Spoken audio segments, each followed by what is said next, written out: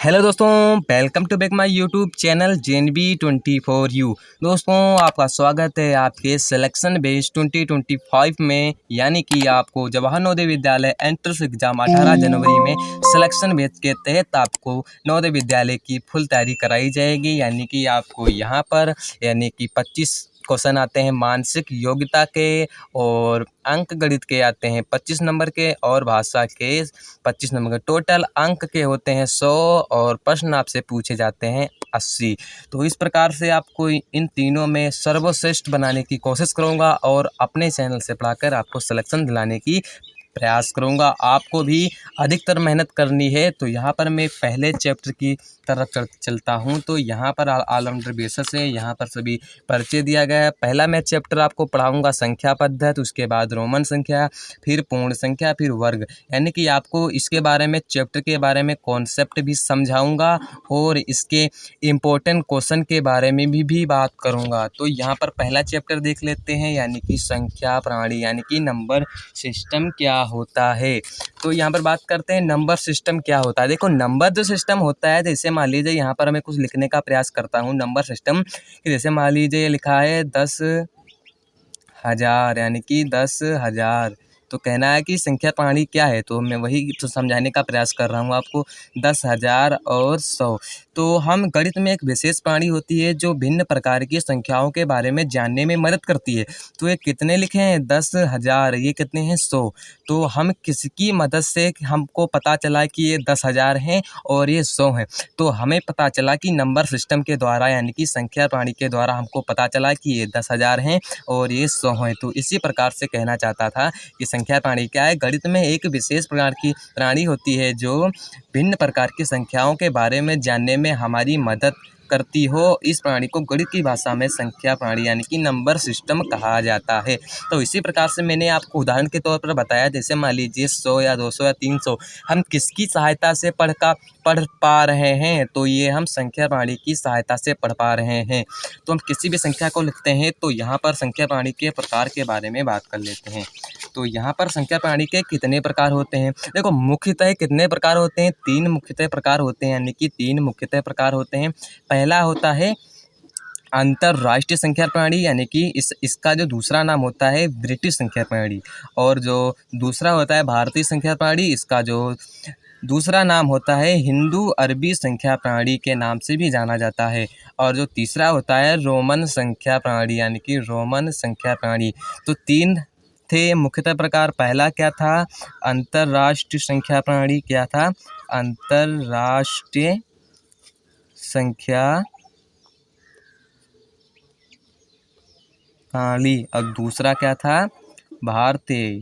क्या था? भारतीय संख्या प्रणाली, भारतीय संख्या प्रणाली। और जो तीसरा था रोमन संख्या, हम उसे रोमन अंक भी बोल सकते हैं, यानी कि यहाँ पर हम रोमन संख्या लिख देते हैं। तो इस प्रकार से इनके 3 भाग हैं, यानी कि संख्या प्रणाली के 3 भाग हैं, अंतरराष्ट्रीय संख्या प्रणाली और भारतीय संख्या प्रणाली और रोमन संख्या प्रणाली। यानी कि यहाँ पर इनके दूसरे भी नाम होते हैं, आपको नाम भी अच्छे तरीके से याद रखना है, यानी कि ब्रिटिश संख्या प्रणाली और हिंदू अरबी संख्या प्रणाली।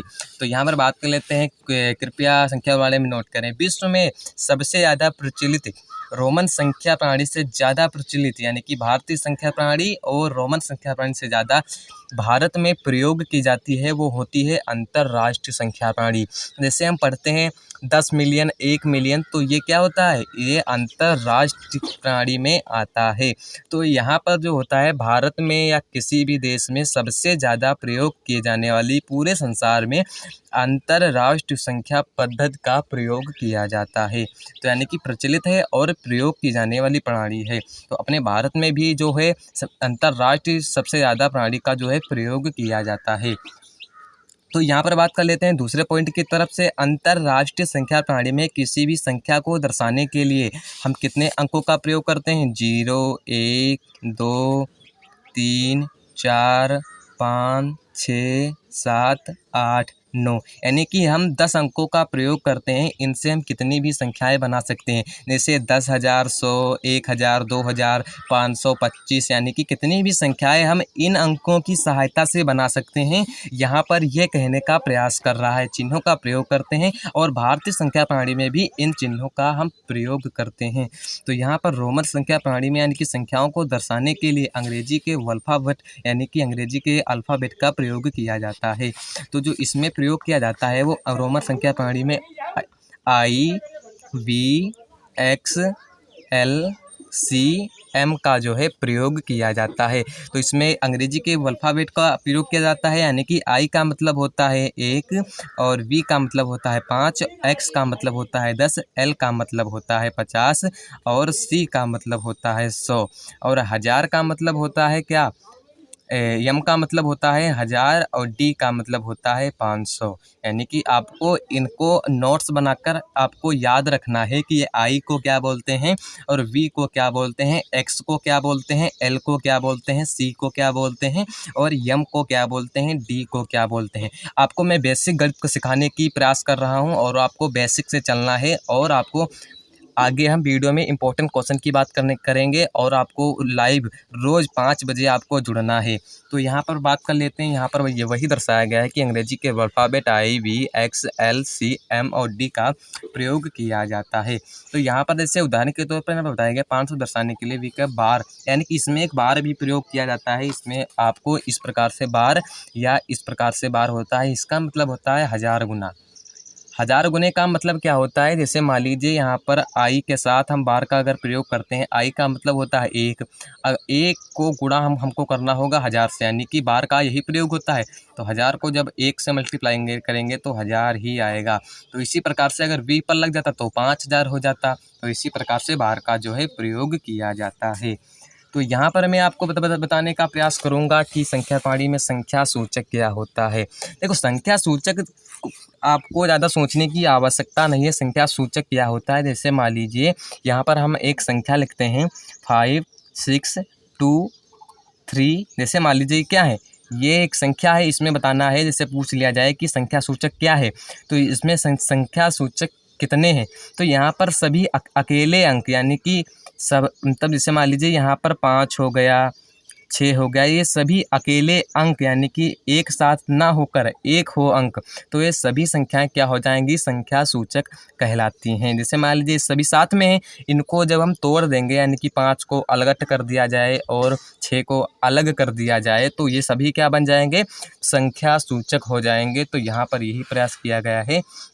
और मैं आपको यहाँ पर बताने का प्रयास करूँगा कि कोमा का प्रयोग, किसी भी संख्या के मध्य का कोमा का प्रयोग, कोमा का प्रयोग जैसे मान लीजिए यहाँ पर मैं आपको बता देता हूँ कि यहाँ पर लिखा 1000, तो कैसे पता चलेगा कि ये 1 लाख हैं या 1000 हैं, तो हमें यहाँ पर बीच में कोमा का प्रयोग कर देते हैं। तो इसी प्रकार से इसे कोमा का प्रयोग किया जाता है।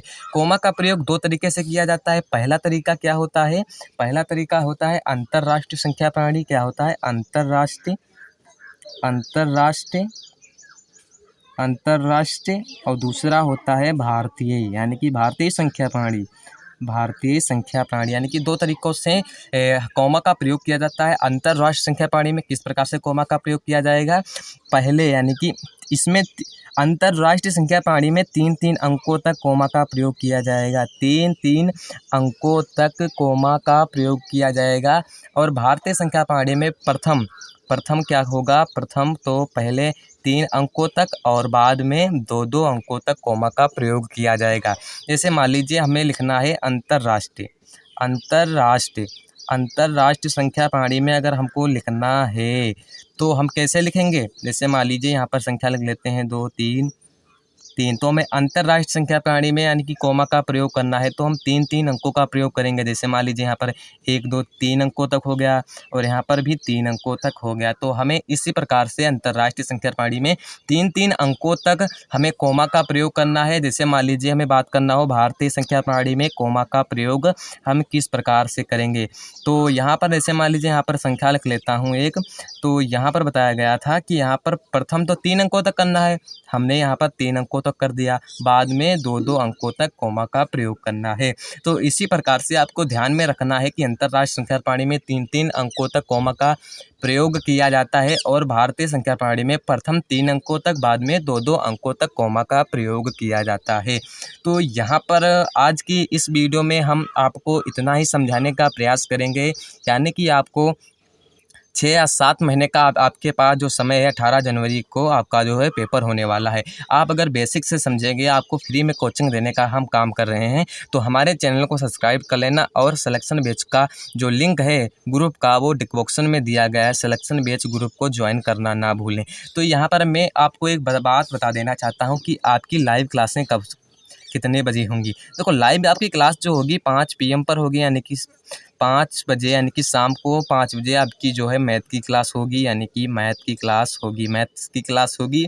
और आपकी जो 4 बजे आपको इम्पोर्टेंट क्वेश्चन की PDF मिलेगी। PDF आपको बुक की PDF जितना मैंने आपको पढ़ाया है, अगर आप ग्रुप में ऐड हो जाएंगे तो इतना आपको PDF के रूप में मैं आपको प्रोवाइड करा दूंगा। और 4 बजे आपको जो है इम्पोर्टेंट क्वेश्चन की आपको PDF जो है, PDF व वीडियो हमारे इसी यूट्यूब चैनल पर वीडियो आपको लाइव देखने को मिलने वाली है। यानी कि एक क्लास होगी 5 बजे, एक क्लास होगी 4 बजे।